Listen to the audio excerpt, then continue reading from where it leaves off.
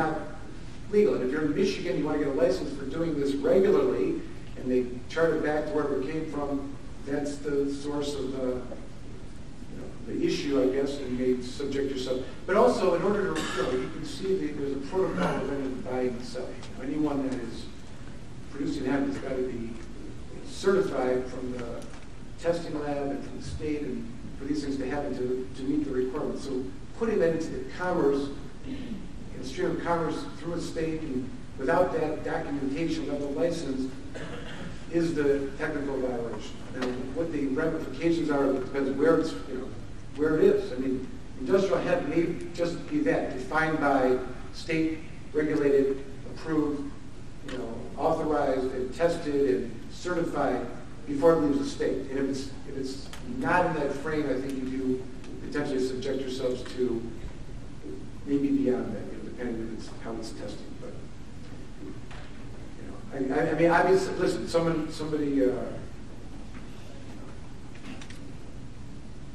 I'm speaking as a lawyer. I mean, the reality is that I know that CBD is being sold all over the state. It's being, or hemp oil is a better way to describe it. I think the reference to CBD, this origin and the source of it is really what is dictating a lot of this right now in terms of how the law is being interpreted. And for safe practices, hemp is the better description to use, obviously, than CBD. But hemp is, being purchased and infused and commercialized in retail sales. But you can see the reaction from MDART. I know that there's a couple of stories in the last few weeks where MDART, a couple places in Oakland County and Kent County as well, where MDART showed up and told the licensed businesses that had to stop serving hemp products or CBD products that were ingestible, which is, so that was the story that came out of it. But what I know and understand is that after the story broke, the restaurant owner, it was drinks and I think food, put everything back on the shelf and made like $14,000 the next week because the penalties associated with it were fines. It did not result in the loss of his liquor license. It was hot. He was trying to strike while it was hot. So I mean, I get the subtle nuance of what is quote unquote legal and what is being getting away with. I would even say it's much less severe than what could be described as people operating in a gray area within the Michigan medical marijuana. I mean, the default of not being protected by the immunities set forth there are default into the public health code, criminalized. This is a completely different version. It's a completely different definition of the plant. Assuming that it meets those requirements, even without regulation, I'm not inviting people to test the waters, but I get the distinction here that it is, it's been stated to be not controlled substance anymore. But I don't know if it helps. Anyways, any other questions? Yes? Does the law say the pilot program has to be run through a Michigan university because they're doing it in other states? Michigan pilot program requires an accredited Michigan university. That's correct. Other states may not. Well, there's an accredited South Carolina university that is doing the pilot program in South Carolina. Understood? But that won't work here. It won't work here. They're looking for Michigan accredited universities. I think one of the other things to do is to convince MDART to, or the governor to make some more law, the executive branch making law, to remove that or some officiate that from the pilot project. That would also be how do we do that without being left behind? Like you're talking about the local market, we're worried about securing it in a national market. How do we do that with being told that we're not really able to get started yet in Oregon, Washington, Colorado, South Carolina, North Carolina, Kentucky, all these other states are already well underway. How do we stay current and stay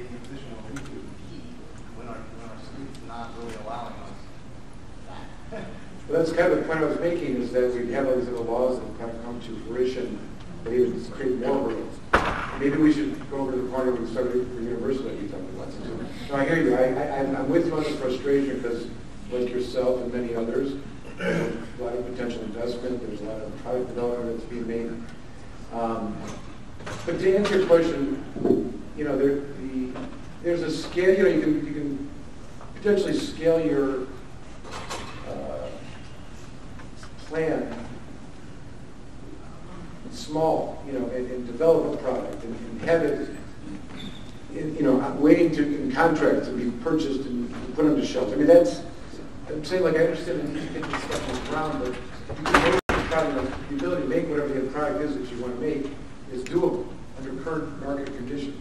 And put it in shelves that it doesn't exist, and put it in shelves of products that are imported is, you know, or, you know, I mean, it's endless. Like, right, like getting a contract with a, you know, motor, you know, Ford or GM or something like that, where they're interested in, you know, just so, you know, all those things can be taking place, like the end product, where it's going, without the based on research.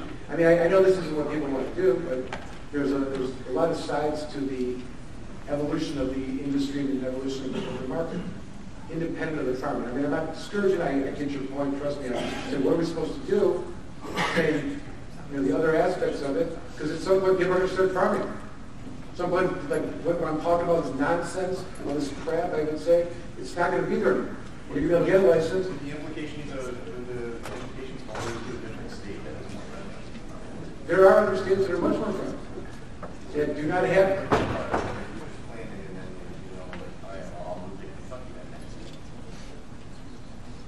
You saying if you started now and then got with the violations, like the second violations for like the state, are they going to follow what's elsewhere? I don't know. I mean, you know, I mean, I'm telling you what the risks are. I'm telling you what the penalties look like. It's not bad compared to what the penalties were for other cannabis sativa L plant violations were, you know. But my preface is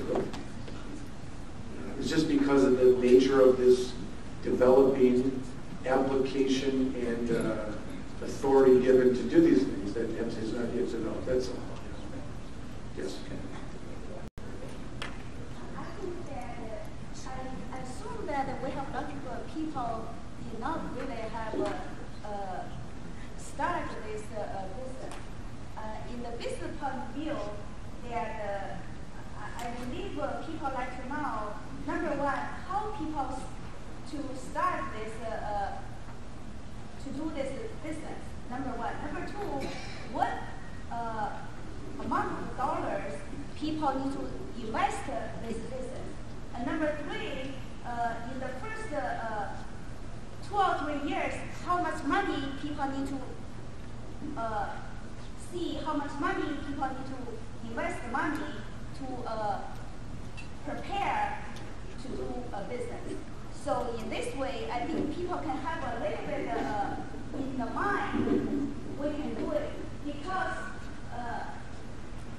to think about global wide is great, and the law just passed in Michigan. We need to really to in the mind what do we do, what do we do, and we don't want to put the money into the business, and also people work very hard to save the money. You really don't want to put the money in your business and then boom, money is gone. People work really hard for the business. I don't mind to join the organization and to do this for free for every single people who work over here. I really don't mind. So, however, I'm sure this is a great attorney.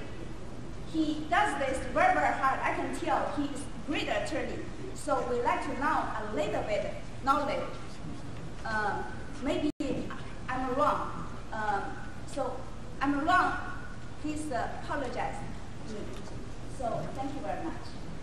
Well, you raise a good question. Anyone that's going to be investing should have some kind of a sense of how much the investment is going to be and how long it's going to last for and where the money is going to be put.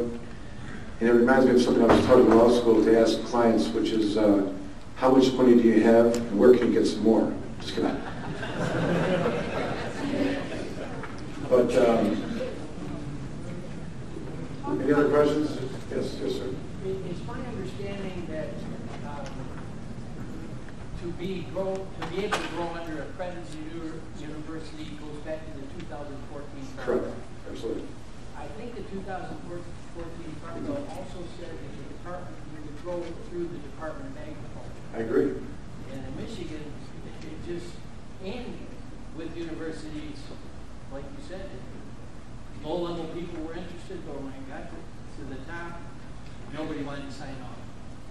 You know, the other There's thing... still a fading, excuse me, Right. there's still a fading hope, but MDARD has a very positive stance on this.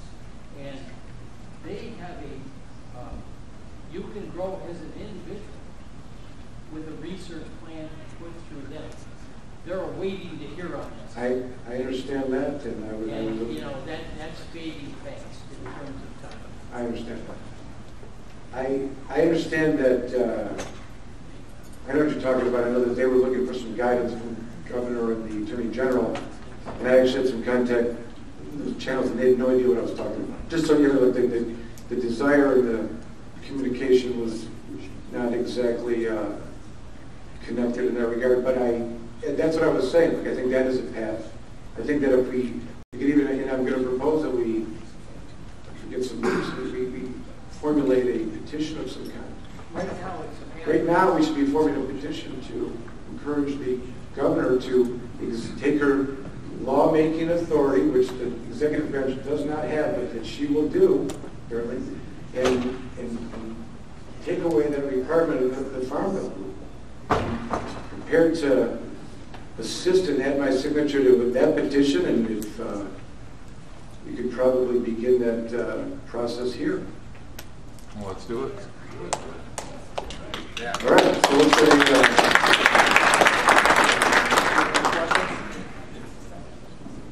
over here, where is this?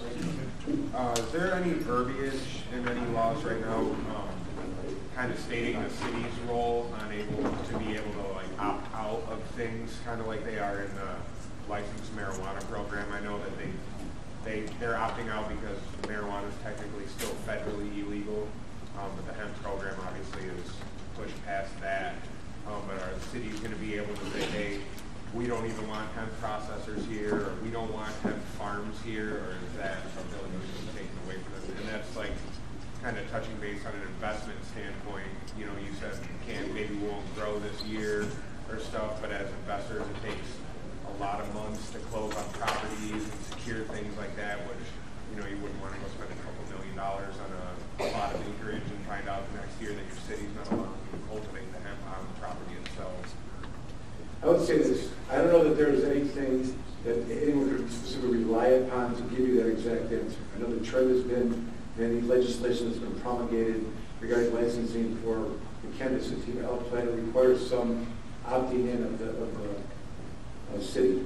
The Prop 1, MRCMA, regarding the licensing of those particular facilities isn't as pronounced in its language of the requirement of the opting in, but it does have language in there that upon the application and identifying the business that a licensed agency will now be, LARA will check with the city to make sure it's okay.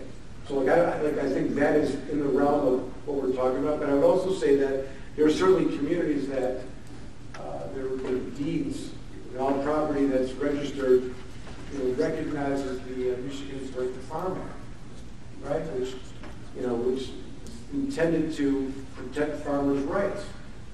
The industrial hemp bill is intended to be a crop to be grown by farmers. It comes to mind is because of others, like the county of Lapeer, for example, every deed that's registered has this proclamation that this is a right to farm community. The property here is protected in the Right to Farm Act, and traditional smells and nuisances will not be, or we're giving you notice that those are not going to be things that you can enjoy as part of the purchase of the property. So there's going to be more favorable communities that are just born that way, in terms of the land and how it was recorded and what's protected on it, which I think is an easy answer, right? You're in communities that are akin to what I'm saying regarding up here, or if the land itself has been zoned from farm. I think, in any restriction under those rules that the community is allowing would not be subject to the restrictions of, just because they're growing industrial hemp. I mean, that's the way that I see this in plan. Meaning, the interpretation that was to predict should not be any different for what constitutes a farm, for farming corn, blueberries, or strawberries. It's a good legal issue, but because it's the whole point of the law is to create a crop, not because it happens to be cannabis and CBD. I mean, yes, sir. So basically, until Lara comes up, dots all the I's, crosses all the T's. If we start growing our seed this summer, hypothetically, are they going to look at it as cannabis versus hemp until it goes through and they can? I don't know how they're going to look at it. I mean, look, if this whole group, if everyone in this room someone went left turns and come on, so I could grow hemp, what are they going to do? I don't know. I mean, if it's below 3%, 1.3%, Well, are they going to still consider hemp right now cannabis? So say if I grow my 12 plants of hemp, Sure. they're going to consider that cannabis. I'm saying that So I'm it saying falls that under- there's no way that I can tell you how to get a license or a legal authority to grow hemp as you want to. What I was saying is these other protections that exist currently, which are much more clear, and I can give you straight advice.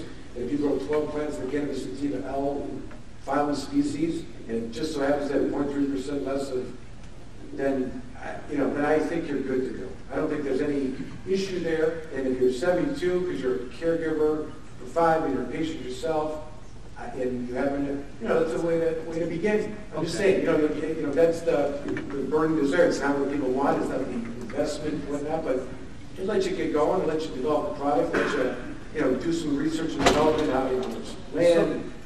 So because it falls under the same category, I can use my 12 plant count and grow hemp instead of regular marijuana.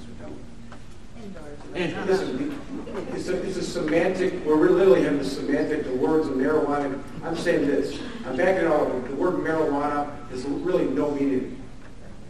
I'm saying that the cannabis sativa L plant, which at some point in the history encapsulated marijuana, but is now kind of not marijuana, but it's hemp. Talk about it in terms of cannabis plants, things like that. I think that's an easier way to phrase it just for communicating. But the cannabis sativa L plant, which, whether it's hemp or marijuana, can be grown in Michigan under the ways that we know, adult 12 or medical 72 for your next out, or 1,500 if you got a grow license. Yes, over here. Yeah, I had a question just to try to clarify this university studies. So, with the pilot program and program launching, you have to have the university on board, recognized university. It's going to test this product. And how are we going to have a regulatory system that's going to test the product the same way the university does? Because we see this in Oregon with products that go out there. It'll be passed by a university, but then the state has their own regulatory system, and they don't use the same equipment, so their results are different than the results from the university. And that the university study is not cheap. No, To have that done. I mean, you're talking hundreds of thousands of dollars. I mean, you have to have it better for a group of people to get together to do something like that, definitely. I agree. I would just, for clarity purposes, when I say university project, it doesn't necessarily mean that anything. Really, what it means is that a university accredited by the state of Michigan has agreed to participate in a pilot project. That's it. You get them to do that, you can define whatever the project is, okay? And it doesn't necessarily put the onus and burden on the university to verify it, well, but it does, the liability is to the university. Yeah, they're gonna wanna verify it. But if we were looking for answers to that particular issue of questions, some of the information is revealed in the 6380 and 6330, which discuss that kind of interweaving of the testing licenses that currently exist in Michigan for the Marijuana Licensing Facilities Act, like they're a state recognized tester. There's percentages of certain parts of the plant that can be 2.5, I think it is, ounces that you can transport of your hemp to a testing facility, then tested. There's even rules of the first time, second time, and third time, what the penalties are. You get a second test, and a third test, and what the results are. It's high. So, but I want to draw that distinction because I think the oversight is going to be through MDART as they have agents to come out and go to the places that are licensed to sell food and whatever else MDART authorizes in terms of products and what they regulate. Are they going to reveal the equipment that they're using? So you're using the same equipment, so they test something, it comes back, you're testing it, it's 0.3, they test it, it's 3.3. No, what I'm saying is these testing facilities are going to be relied upon. Like there's state-sanctioned testing facilities. This is, Yeah, but- I like to talk about marijuana and hemp differently, even though it's all cannabis and sativa. But the Marijuana Licensing Facility Act allows giving state licenses for growing marijuana, processing marijuana, selling marijuana, testing and transporting. The testing licenses I'm suggesting are going to be the facilities used in this regard. Again, you're growing, if you get your hemp field, you're going to be taking a certain amount and running it off at various times. It's going to be required from the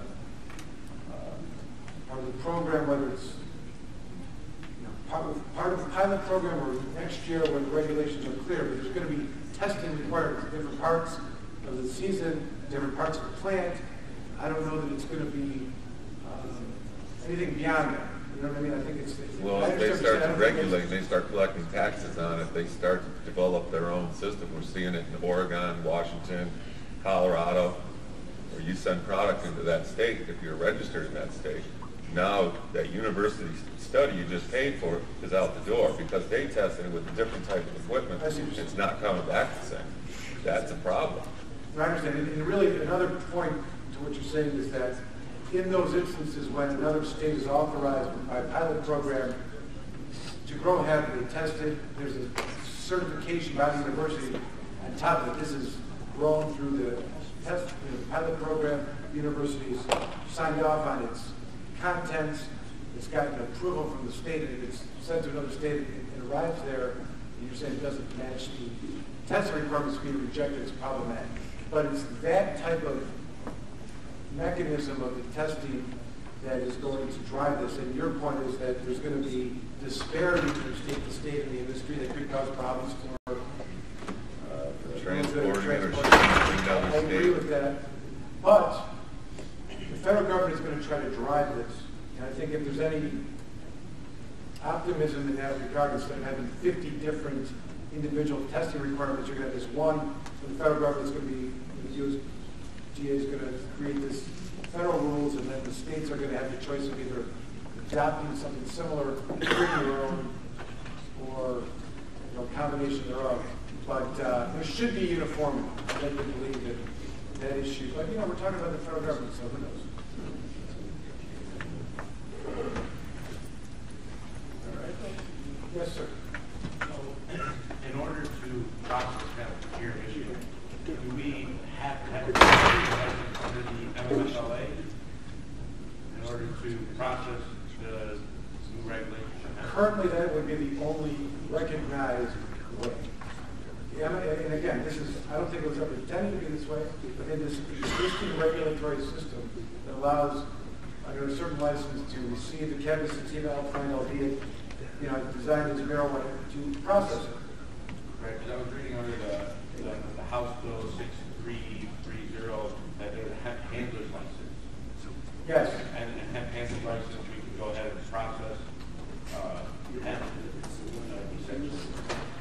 Handler, different, I think, in the process, in the definition. But yes, there are some terms in 6330 that create definitions that seem to give some guidance on what to expect. What is weird about it, I think, is that it creates this kind of new terms that are familiar to things that we know from the MMFLA, as if they're going to create their own new hemp world over here, but these terms and definitions, whether near the MMFLA, seem to lead to the MMFLA, in that the processing license is referred to in this hemp link, right? You know what I mean? Like you see that the processors are clearly a facility that can process hemp right now. Someone could buy hemp, it's them, right? There's no doubt about that. If hemp was grown or processed right now, and there was no licenses for buying and processing, that only exists in the state of Michigan. So I know what you're referring to, and yes, the answer would be if there's hemp or cannabis being out plant that's grown, they can buy it and they can process it. Now, with that being said, it seems absurd because, and I don't know that, and again, we've got the MMFLA conflicting with the 6330, because I think 6330 is intended to not have restrictions on all this, not to restrict CBD. And CBD is not a controlled substance, and I would argue it should fall within the category of the MMFLA and regulate THC, which is in a controlled substance, schedule. So I mean, I think this is a concern that people should have, and that the industry itself is set aside. You can see even the licensing and application fees that are set forth in the pilot program and the applications and whatnot don't even come close to like the MMFLA and what's required in terms of financial. $100. Right, $100 exactly. Broker it to another processing facility, or I can buy a product, broker the hemp to somebody. So Exactly. And the concern is that this is all going towards the processing of, the processor who already has a license under the MMFLA. While we have clients that are doing that seems to be for the THC plants in Maryland, and all, but not that it couldn't, but clearly the other hemp is not in the market of, the THC being part of the end product. I would argue is not intended for that. There's a whole other group of licenses that should be just for that. Just hemp itself is, just that we all know here, when you hear the MMFLA getting licensed is years away from anybody trying to obtain a due processing license just strictly for hemp. I mean, this is a political and social, I guess, debate. You know what I mean? Like, nobody wanted licenses to be on the hands of people that have been growing cannabis and supplying the medical patients for the last 10 years. And they've been vilified. One would say now they cut out the licensing, and they weren't intended to be part of this. And, so I understand your point is that is this just going to end up with those that are licensed and only have a lot of money, and that's going to be the threshold, or is it going to be something that's really giving opportunity to everybody and applying and farming and building? I would like to believe the latter, and I think that it's at a critical point. And the things that I pointed out today were really just so the concerns that I see of it moving in that direction. I'm unequivocal that the intent originally was to develop a whole new industry.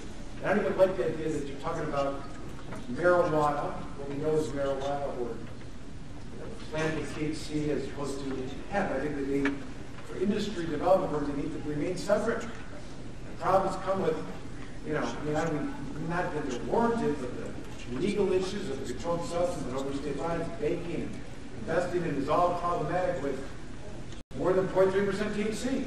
You have less than that, it shouldn't be. It's silly and ridiculous, but for industry purposes and safety and forfeiture and all the nonsense that goes with that, I think it's important. And people should be aware of it. Keeping the two separate is very important to flush this thing out into a thriving industrial hemp industry versus the development of the marijuana industry in Michigan. I think that it's critical to keep them separate. And, even though today I did give